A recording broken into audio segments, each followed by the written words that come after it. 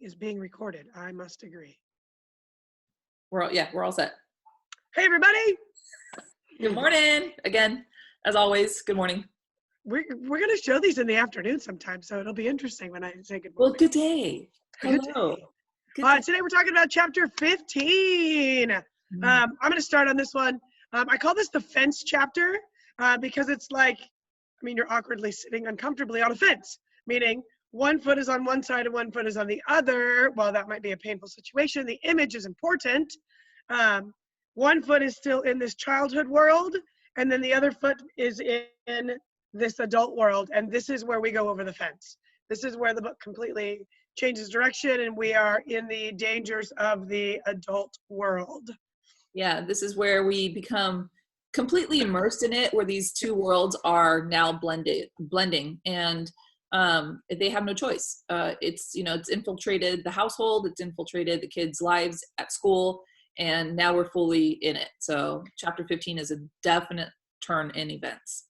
Even the way it starts, and I love, she uses this technique again and again in that first paragraph. After many telephone calls, this is about Dill, much pleading on behalf of the defendant, a long forgiving letter, it was decided that Dill could stay.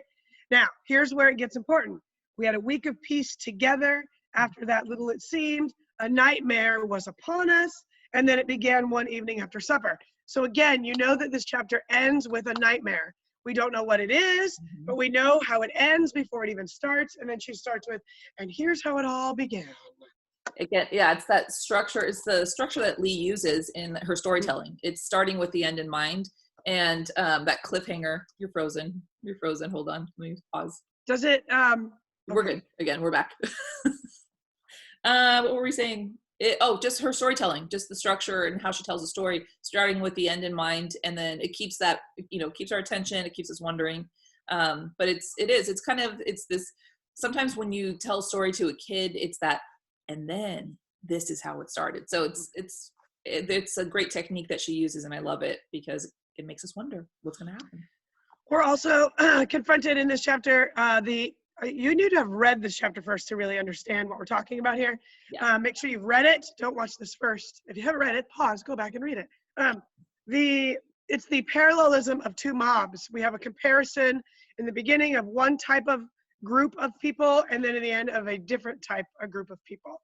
The first one starts on page 194, and just some little words on there. A crowd of men gathered in Atticus's front yard. It's nighttime. They're moving Tom Robinson to that local jail. The trial starts the next day. And Jem immediately senses danger. He runs to the door and he's pressed his face up against it and he's watching. And Scout's like, what are you doing? And Jem is like, something's going on. This is a dangerous situation. Scout does not get this whatsoever. When Jem screams with a telephone call, but Scout immediately recognizes they were people she saw every day. Merchants, in-town farmers. Dr. Reynolds was there, so was Mr. Avery. So she realizes, you froze. She realizes what? You froze. You just went. What'd she realize? She realized that they were people that she saw every day. They were part of their town, not a dangerous sort of humans. Yeah, so that's what she doesn't understand. Like, why is Jem so scared? These are our friends. These are the people that we see every day. And, Lee highlights that, our everyday friends can become, not our everyday friends sometimes. And we'll see that a little bit later in this chapter. But I also want to note what Link D says. Link D's is a minor character, but he is important in that he was Tom Robinson's boss. You'll see him a little bit later, but not very much. But he says to Atticus, I don't see why you touched this case, Atticus, touched this in the first place. You've got everything to lose. And his job, his reputation, he's putting his life in danger as a white man defending a black man accused of raping a white woman. And the white man that stands up to defend that, that's a very dangerous situation. And so that's the danger that Jem picks up on without being necessarily told that. Well, I think the last line of that statement that he says to Atticus, he said, you have everything to lose from this, Atticus. I mean everything. And it's a very, very bold statement. It's a scary statement. And, you know, that's, I think, what Jem is picking up on. It's not just his career that he's going to lose. It's, I mean everything. It's a very scary statement to make, but Atticus's response, of course, is, do you really think so? Do you really think so? That's his, you know, his Atticus technique, his dangerous question. Then Atticus comes inside and Jem immediately shows his concern, and Atticus comforts him and says, no, it wasn't that. No, like those were our friends, right? Those were our friends. Even though Jem senses something different. Remember, this is all about moving Tom Robinson from out of town to in town, and they're afraid that someone might try to hurt him, try to lynch him, shoot him, kill him because of what he is accused of, whether he has done that or not. I also want to note too, there's a little part at the end, the next part before the next mob kind of part, about Atticus in church. Little Atticus's life lesson. He never sat with Auntie Jem and me. He liked to be by himself in church. This idea that religion is personal. I just love Atticus' little wisdom Little nuggets of wisdom. Nuggets, little silver pieces in the formica that he gives us. Yeah. So then the evening goes, right, when we continue? Yeah, I don't know what, we're done with that. I mean. Yeah, we're done with that. Unless you have anything else? So we're moving on. The Sunday church is over. The trial starts Monday. They're going to bed. Atticus does something unusual. He gets a couple of things. And Jem is like, we're following him. Notice also that Atticus takes the car, something that he doesn't ever do. Yep. Doesn't ever do. And he heads off. Shall I continue? You jump in there? Yeah, are we on page 200? Yeah. Yep. So when we read this moment in class, this is one of those chapters that is, I always have a pit in my stomach, and no matter how many times I've read this chapter gets me in so many ways. At the end of the chapter, I'm teary-eyed because it is, it's intense, but it's also so incredibly, I don't know how I describe it. Atticus kills me at the end. I'll explain when we get to that. But that moment that Atticus has at the end of the chapter, when all is said and done, just kills me. So it's a very intense chapter, and it's such an important chapter because so much is revealed in very subtle ways, very bold ways, but also very subtle ways. And I think the subtle ways are the most beautiful. Those are the ones that get me the most. So do we want to start with the kids? So they take off, right? They take off towards following him. They look, he's not in one room. They look, he's not where he is. Right. They see him sitting outside of the jail cell. There's a light above him. The car is nearby, and he's reading. Of course he is. And he's reading. And Jem is like, okay, we're good. I just wanted to see where he is. The train of children, Dylan Scout, are behind him. And then in come the cars. I love the description of that. In the news. Yes. They got out of the cars. Shadows became substances as lights revealed solid shapes moving toward the jail door. Atticus remained where he was. The men hid him from view. Yeah. So that every time I read that statement, it's an intense, scary moment, and you're holding your breath, saying, "Who could that be? Who is that?"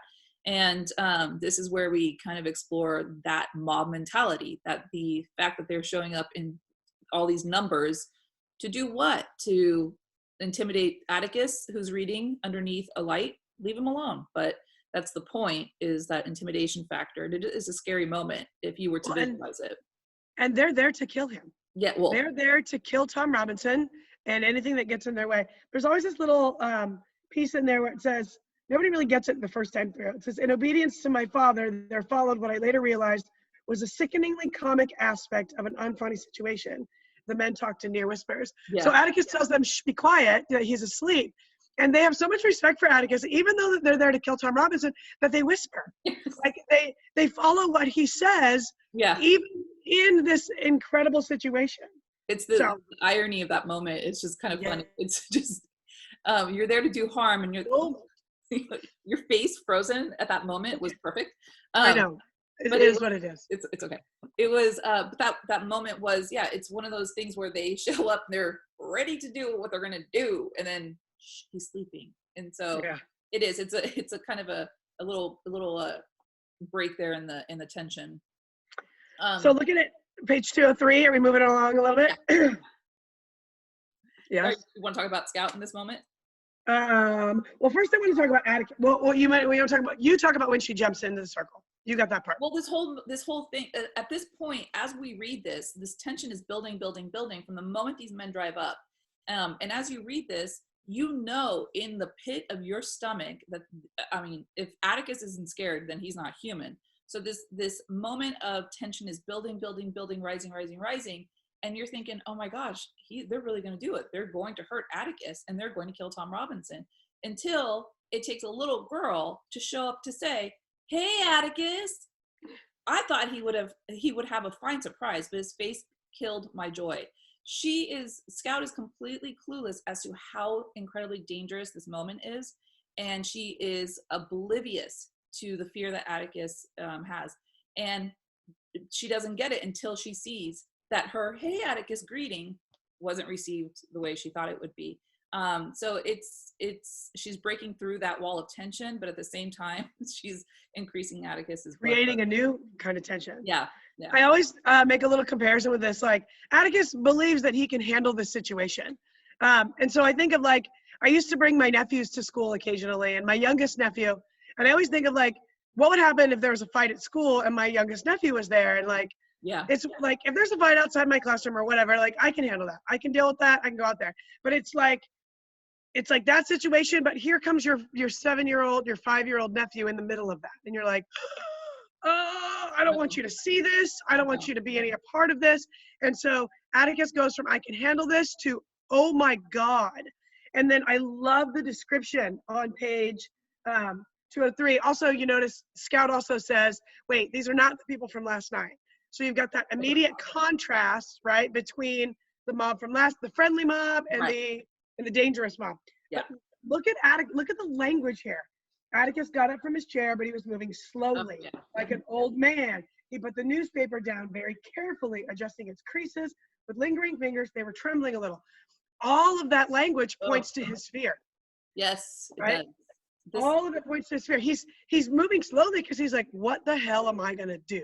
How am I going to deal with this situation? Because he is now scared, not necessarily for anybody else, but he's got his children there, and that's a different situation. That's something I know in class that I point out, and I don't have the book I usually use, and I can't, when it's not marked, I'm like, oh yeah, let's write that part.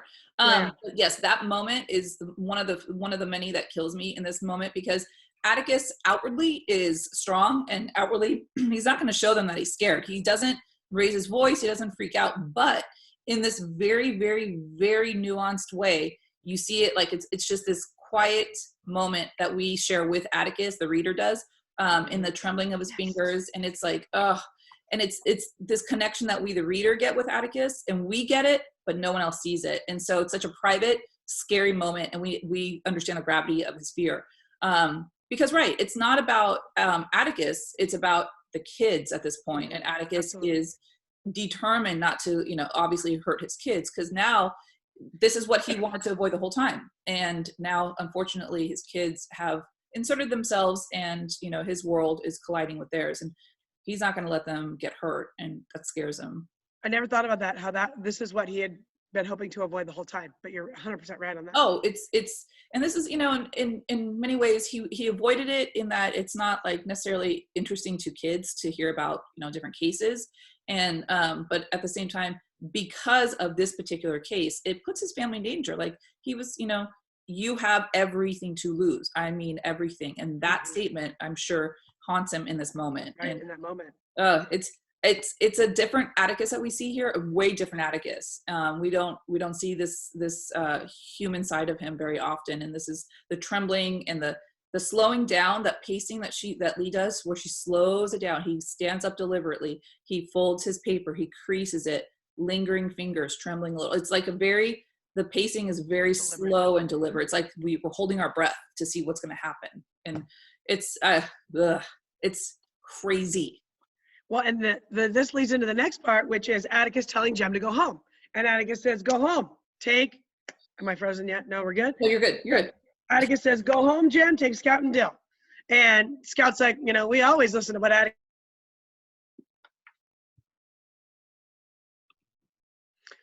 So Atticus is saying, go home, Jem. And Scout's like, okay, so we're supposed to go. We always go. We always listen to what Dad says, what Atticus says. And Jem is like, no. And notice the, God, look at the language here. The bottom of Jem 203. shook his head. As Atticus's fist went to his hips, so did Jem's. They look exactly the same. And I always ask my kids in class, like, what? It's a mirror image. Oh, sorry. Yes, I thought you said I was frozen again. I always ask my kids, I was like, what is Atticus trying to do? He's trying to protect Jem and the kids. What is Jem trying to do? He's trying to protect Atticus. So they're both like, no, I'm not leaving. So Jem said, I'm not leaving. And this action, both of them, Atticus trying to make them go home and Jem refusing to go home, is done out of love. Mm-hmm. This is the moment where we see, you know, this flip in the kids, where Jem is taking on this role of protecting Dad, and Atticus doesn't know what to do with that, because Atticus is Dad. Atticus is the one that's supposed to protect his kids. The kids are not supposed to protect their parents. And so I love the line on page bottom of 203 in that moment. Mutual defiance made them alike. Yes. I love yes! that. Yes. It's exactly what it is, because as young as Jem is, I don't think he's getting the credit that he deserves in what we're seeing in him, the courage that it's taking for him to stand up to his dad. For us to anytime we defy our parents, it's scary. We may feel bold and we may feel like we can do this. We'll talk back, or we'll not do what they're telling us to do. It's scary though, but he's doing it for the right reason. Obviously, he's doing it to protect his dad, and it is defiant. And Atticus equally is as defiant and, you know, facing his son in this moment where this is a real growing up moment for Jem, where we've seen him growing up a little bit in the novel so far, in, you know, kind of breaking away from his playtime with Scout and creating his friendship with Dill. And now we're seeing him become a stronger kid who sees things that Scout doesn't see, because Scout now is left behind in this young world, and Jem is growing up a little bit. And this is kind of that moment where we're seeing this change in Jem, where he gets it, and he's okay being defiant because it's the right reason. He's doing it for the right reason. Well, and Atticus turns to begging, please, Jem, take them home. He says at the end, and then he realizes he's not going to win. We also have Scout. Scout's going to physically defend her brother, because that's what Scout can do in that moment. Yes, so she kicks him. She kicks him and she aims a little high, which is quite entertaining and really fun. I love that line, because if you don't read it carefully, kids miss it. And so I love to pause when we read it, because I intended to kick his shin, but aim too high. And I just kind of wait. And for the kids who get it, they kind of chuckle because they're not sure, are we allowed to laugh at this? Yeah, you're allowed to laugh at this. And he deserved it. Absolutely, he deserved it. The shin is fine. That's one thing. But she got him good and he deserved it. And now the tone shifts here. Right, I'm on 204, and we've got a shifting tone, and we've got now Scout is not. Yes, go. I was gonna say, just as the tension was rising in the beginning of this moment, with the men all leading up, and then Atticus, that tension is broken a little bit with, "Hey, Atticus," this mutual defiance moment between Jem and Scout, or Jem and Atticus, becomes once again, it becomes very tense, and we're like, what's going to happen? And then again, it's broken by Scout with, don't you touch him. And so there's these moments of where the tension rises. It's like it is a roller coaster. It's like tension is rising. We hold our breath to see what's going to happen. And each moment it's broken, and you're kind of going, okay, I can breathe again, because this is scary. And Scout she's great at doing that, because, you know, don't mess with her family and don't do that. But what were we going to say next after that? Sorry. I just wanted no, that's perfect. You're exactly right. I never really thought about it that way. So now we've got Scout's focus turns, and she's not looking at Jem and Atticus arguing. Now she's looking at the men in the circle, and she's looking around. I love this. I do too. And before she gets to the words, and I'm gonna let you talk about the words, I love the description. They were dressed in overalls and denim shirts, buttoned up. It's summer, but they're all kind of covered. She thought they must be cold natured. They wore hats firmly over their ears. They were sullen-looking, sleepy-eyed men who seemed unused to late hours.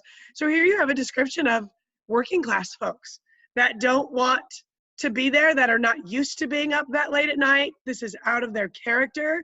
This is not who they are. And that's just in that description right there. I know. And you want to talk about what she says? Because I know you like this. Yeah, I do like this part, but I also want to talk about a little bit for a quick second about this moment, because it's heartbreaking that these men who on a regular day are just honest, hardworking people have now decided to just shed any of their maybe day-to-day moral code and fight for what reason? Because this black man is in jail, so let's go kill him.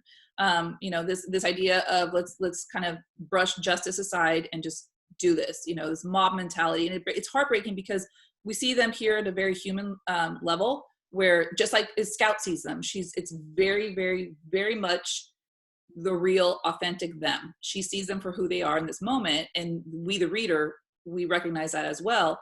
But then, their actions are, definitely don't match up with who they are. So it makes me sad because, I think on a normal day, they're just hardworking folks who absolutely want to feed their family, and then they're just being these horrible people here at night. So, but this moment again with Scout, as this realization, I love Scout for her tenacity, and I love Scout for how naive she is and her innocence. Her innocence, yeah.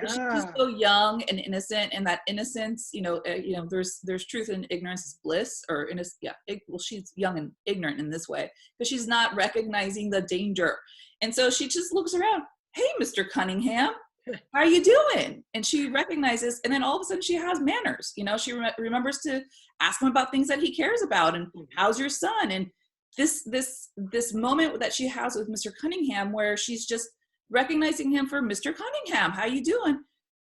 Don't you remember me, Mr. Cunningham? At the top of page 205, I'm Jean Louise Finch. And she goes into her, like, I'm Miss Manners, and I'm going to talk to you about things I know. How's your son?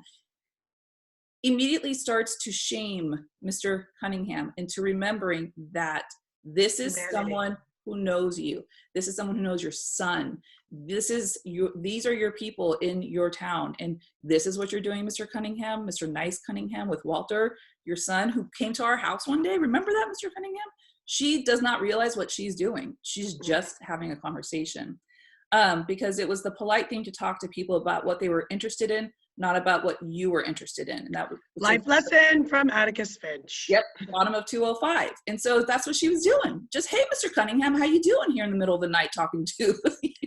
I also want to point out why.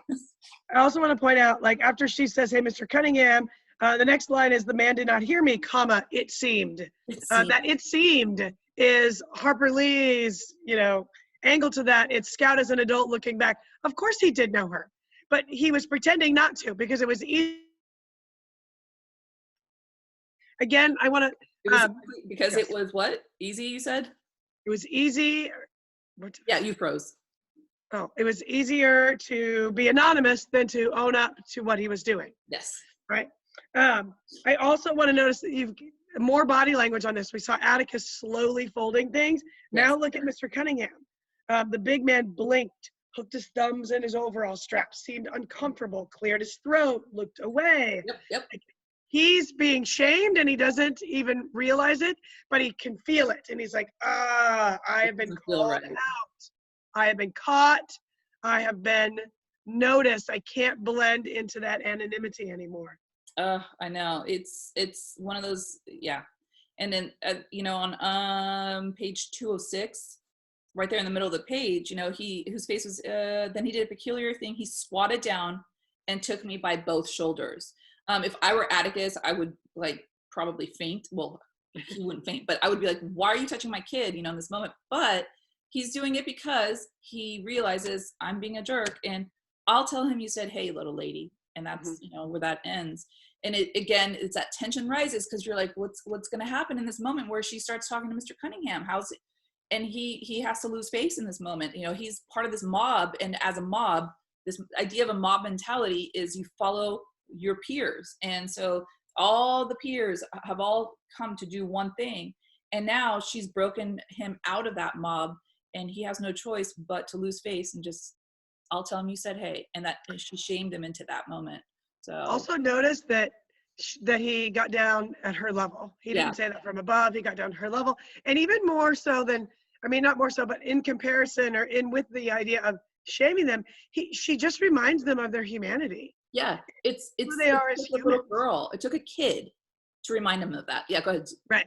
No, of their humanity and what Yeah. they're doing and why they're doing it and who these people are. And it's just that it's that pause button that they needed that came from this little kiddo that didn't know what she was doing. Most unlikely source. Yeah. I think so. Then he tells them to leave and they round up. And then again, body language. Notice Atticus's body language. Atticus had gone to the jail. He was leaning against with his face to the wall, like, oh my God, what just happened?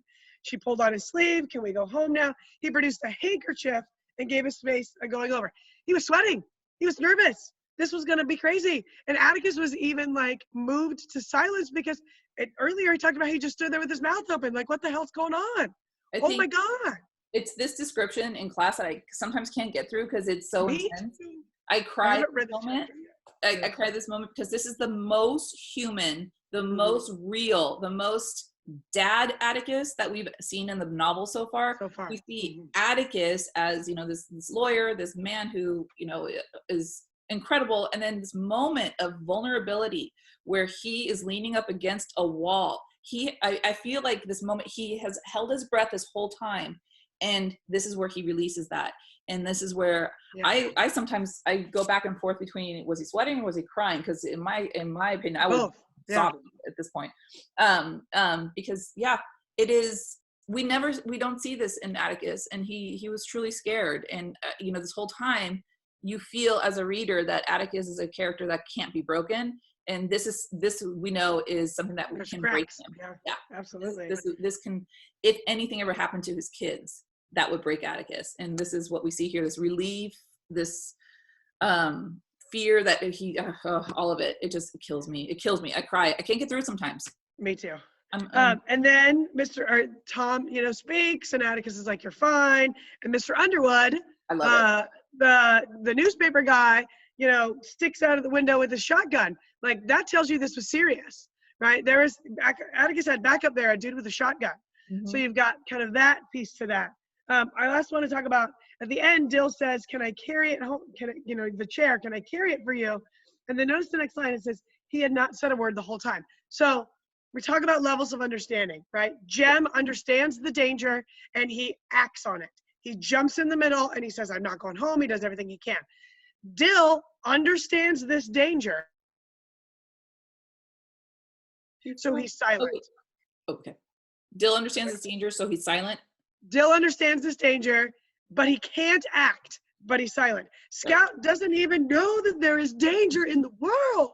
She jumps into the middle in all of her innocence, has no understanding of this danger, and is just being her. So when Dill says, you know, can I carry for you? Dill's like, well, Jem did this and Scout did that. I need to help. Can I carry your chair? Let me do something. Right? I love that those three levels of understanding are really clear at the end, that Dill understood, but he couldn't do anything and he didn't know what to do. He didn't know what to do. And it's it's like a multiple choice. Who would you rather be, Jem, Scout, or Dill in this moment? And it's you know, the innocence of Scout, I think, is everyone's saving grace for real. And I think the fact that she wasn't scared and didn't know better saved them, because if she understood what was happening, this could have gone completely differently. I think it would have been bad. And then Atticus ends with, you know, they're leaving and Scout and Dill are together and Jem and Atticus are walking ahead, and Scout's like, man, this is another, you know, evidence that Scout doesn't understand, because she's like, man, Jem is going to be in so much trouble. I know. And she's like, oh, I'm going to walk back here. He's going to be in trouble. And like Atticus reaches out and, like, you know, tussles his hair. Yeah. And, you know, the one gesture of affection, it says, but this idea that that's Atticus's way of saying thank you. Like, you were right, you know. Yeah. And Scout doesn't get that. Scout's like, oh man, he's going to be in trouble. So yeah, she gets in a little bit later. She gets a little bit delayed reaction in the next chapter. Yeah, when things kind of start to fall into place a little bit. When she thinks through it. Yeah. I love that. I'm always a delayed reaction person. I mean, when you're in the moment, you know, sometimes you just react. And this is definitely, this chapter is, as you know, as it's on a level, it's very simple. There's a few things that happen, but it's so heavy. It's a heavy chapter. And yeah, the pacing of it and all these moments of tension, and where each time it breaks, it's like Lee takes us on. I'm not kidding. I always call this the roller coaster chapter, because I just feel like I'm always holding my breath and like letting go, holding my breath, letting go, because there's a lot that is revealed in this chapter about town, about Atticus that we don't see, a more human side of him. And it's a real turning point for Jem in this chapter. Well, and back to the beginning, right? It's two mobs. It's the safe mob and the safe world of Porch mob. The porch mob, the Boo Radley game, and like that safe world. Yeah. And now we're in this world that's legitimately dangerous. Oh. It's legitimately dangerous, and we are full in now, right? That is behind us. It is Sunday night. Trial starts Monday. So trial starts in chapter 16. Yep. Starts 16 in the morning. So I definitely think that we learn so much from this. It just after this, I feel like everything just is warp speed. Yeah. Yep. It goes fast. It goes fast. So this was a long narration today. Oh, I totally froze. But it's an important chapter. We want to make sure that we cover a lot, because there's a lot to cover in this chapter. Ms. Ruiz is frozen again. Yep, frozen. Oh, there you go. Wait, your face is frozen, but your voice is there. Oh, interesting. I can see my face. It's really awful. Anyway, I'm done. That's the end of chapter 15 for me. Bye, everybody. Bye.